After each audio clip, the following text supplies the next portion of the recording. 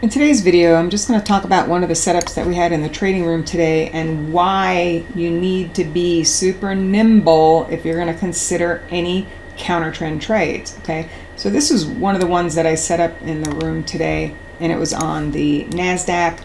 I might have actually done it on a 15-minute chart in there, but it would have used the same exact swings that I'm going to show you now.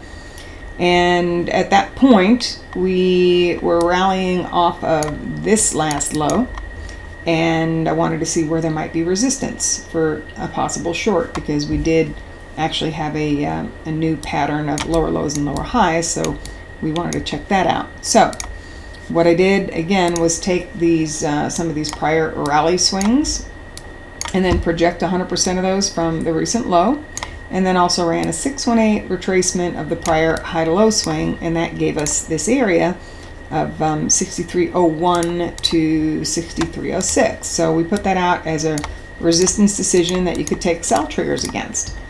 Okay, but you have to be super nimble, because look what happened.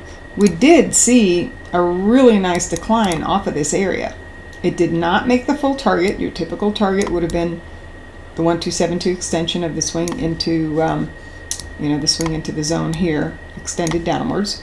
And we didn't go anywhere near that target, but you did have a decline from the resistance decision, which would have fired off a sell trigger of 36.75 points. Okay, but look where it's back already.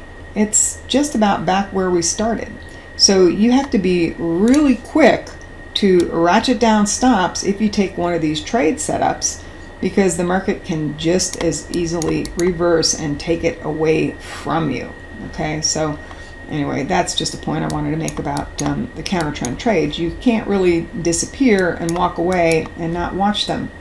Okay, so anyway, as far as the next decision in NASDAQ, well, the original zone is still valid, but the only other thing I would add at this point, I could take 100% of this first swing up, projected from the secondary low, and that just gives you another level at the 63.03 area. So this is the way I want to look at it for tomorrow.